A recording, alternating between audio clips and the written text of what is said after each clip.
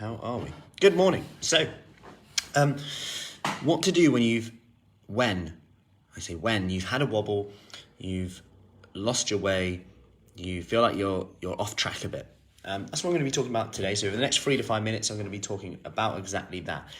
What to do when that happens. And I say when that happens because it is actually a part of change. Now, I did do a talk on this a while back, and it's popped up on Facebook again, actually, because someone commented on it.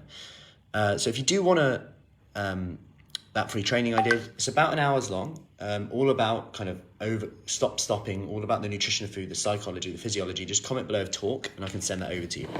Anyway, what we're talking about today though is some strategies to help overcome when you have a wobble. Because whenever you start something new, your attention is on it. Okay, so just point one, your attention is on it, which means if you do have a wobble, if you do mess up, if you do feel like you've lost your way, you nibble on some cheese at a party and you feel like you've given up, you failed because of that, whatever it is, these thoughts the monkey on the shoulder gives us, your attention is going to be really on it because this is what you're doing right now. Okay, so what you've got to consider here is you're almost heightening your response to it. Now, you've kind of got two options when you're here. Because whenever you're changing your habits, you're going to hit obstacles and challenges. That's by default. You can either hit them and go, I'm going to be very critical and beat myself up and go back to where I was before, or you can be very curious about why you did it, curious about what you could learn from it, because those obstacles and challenges are there.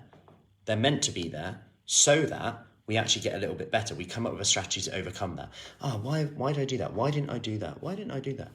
You can ask it in very different ways. So I'm going to give you some questions now to get curious rather than critical. And what I mean by critical is almost just beating yourself up. I failed. Because let's take the thought of I've lost my way. Now, question for you. I've lost my way. Is this 100% true? Can you know this is 100% true that I've lost my way?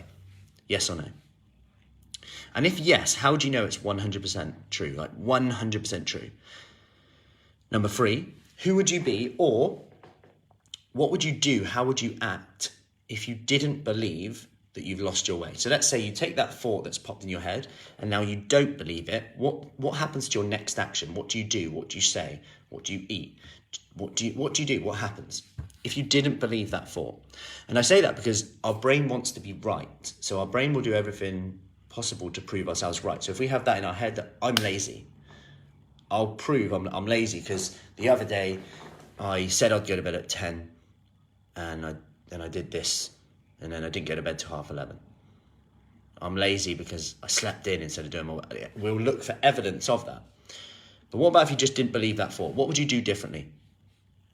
And then flip it. Who would you be? What would you do if you did believe that thought? So if you did believe that you've lost your way, what would you do?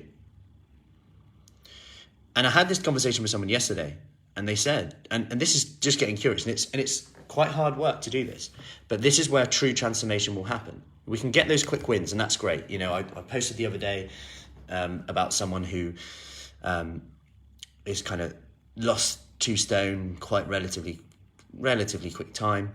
But the other day, someone's blood pressure changes, all those stuff, like they're amazing wins. But to really get a transformation, you have to really look at the habits we're doing down below there. And that can be quite difficult to do, especially if you want a quick win on the scales. Hey, Tracy, if you want a quick win on the scales, right, which can help us continue, I get it. But these questions, this getting curious with this is so key to keeping them off, because otherwise when that stress hits, when Christmas hits, when Easter hits, when birthdays hit, when social events hit, we just fall to our lowest level of training. And what I mean by that, our lowest level of training is just our habits, what we do when we're stressed, when we're facing situations. So what we need to do is get curious with this.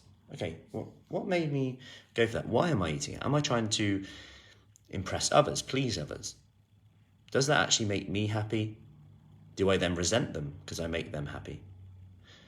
All these little things that come into it. And that's exactly what I spoke about in the talk I did. So if you did want that talk that I did, it was about August, I think, actually.